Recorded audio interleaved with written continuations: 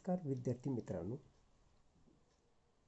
Show that √8 is not a rational number. तुम्हाला माहिती आहे √2, √3, √7, √5, √11 अशा ज्या संख्या आपण घेतो ते प्राईम नंबर आहेत. ते रॅशनल नंबर नाहीत हे दाखवणं खूप सोपं असतं. परंतु √8 ही काही प्राईम नंबर नाही आहे, हे कॉम्पोजिट नंबर आहे. ह्याला रॅशनल नंबर दाखवायचा आहे. तर ते कसं दाखवणार ते आपण बघूया. Suppose on the contrary √8 is a rational number. आम्हाला सांगितलंय रॅशनल नंबर नाही हे दाखवा. आपण उलट ऑन द कॉन्ट्रॅरी असं म्हणूया की √8 इज ए रॅशनल नंबर. अशी सुरुवात करायची. तुम्हाला माहिती रॅशनल नंबर हा अंश आणि छेद न्यूमरेटर अँड डिनॉमिनेटर फॉर्ममध्ये लिहिला जातो. म्हणून जर हा रॅशनल नंबर आहे, if this is a rational number then we should write it in the form of numerator and denominator. So √8 is equal to x upon y, where x and y belongs to integer and y is not equal to 0. That is denominator is not equal to 0. पण √8 ची आपण factors पाडले रूटमध्ये 4 into 2 x upon y. So if you take 4 outside root it will become 2 √2. So 2 √2 x upon y. So 2 √2 is equal to x upon y. If you take this 2 upon x, that means √2 is equal to x upon 2y.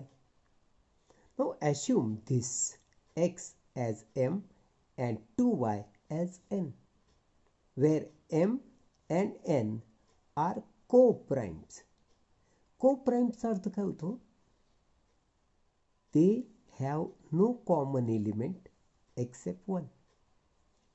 जर हे co-prime आहेत तर यामध्ये एक शिवाय दुसरा कोणताही factor या दोघांमध्ये कॉमन नसणार. आपण जर याला को-प्राईम मानलं एम आणि एनला, तर एम आणि एनमध्ये केवळ एकच फॅक्टर कॉमन निघला पाहिजे, तो म्हणजे 1 असा त्याचा अर्थ आहे. That is coprime. बघूयात. So √2 is equal to M upon N आहे. Squaring on both sides we get this square will become 2. Its square m square and this is n square. So cross multiplication will give you 2n square is equal to m square. This is equation suppose 1. Now m square is equal to twice of n square. एक गोष्ट लक्षात ठेवा, कुणाचीही दुप्पट होत असेल तर definitely तो इवन नंबर असणार. म्हणून एम स्क्वेअर हा इवन नंबर आहे. का? कारण इथं दुप्पट दिसते. म्हणून एम स्क्वेअर जर इवन इंटिजर आहे तर त्याचं स्क्वेअर रूट पण इवन इंटिजर असणार. इक्वेशन 2. ही फॅक्ट लक्षात घ्यायची आपल्याला. एम स्क्वेअर इवन का? एम स्क्वेअर ही समसंख्या का? कारण ती दुपटीत. कोणतीही संख्या जेव्हा दोनाच्या पटीत असते तेव्हा ती संख्या ही इवन असते. हे तुम्ही लक्षात ठेवायचं. मग एम स्क्वेअर ही दुपटीत आहे म्हणून एम स्क्वेअर इवन इंटिजर आहे.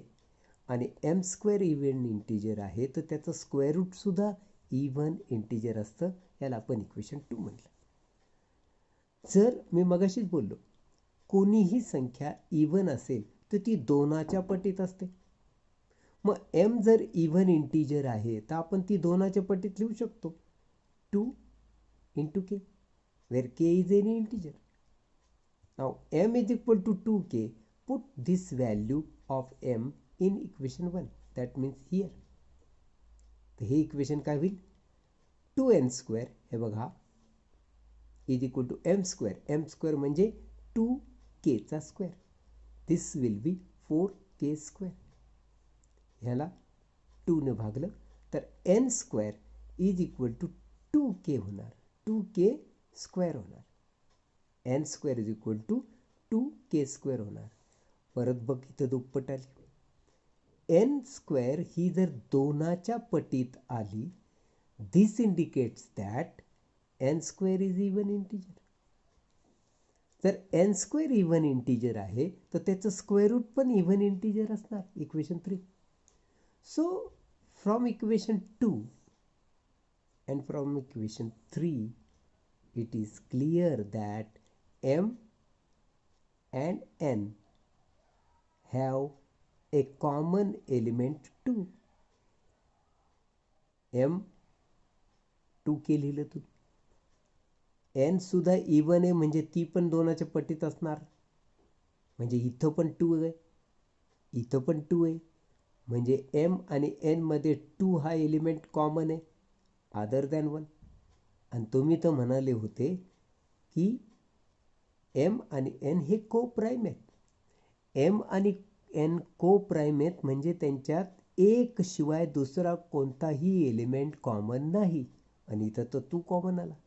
So but this is contradiction to the fact that m and n are coprime. याचा अर्थ हा विरोधाभास आहे. m आणि n को प्राईम आहेत या फॅक्टच्या विरोधात ही गोष्ट आहे, त्याच्या विरुद्ध. Thus, our assumption that root 8 is rational number was wrong. म्हणजे आम्ही जे समजलो होतो की रूट 8 ही रॅशनल संख्या आहे ते रॉंग होतं, चुकीचं होतं. Thus, root 8 is not a rational number. म्हणजे आम्ही रूट 8ला रॅशनल नंबर मानलं ते चूक होतं. याचा अर्थ root 8 is not a rational number.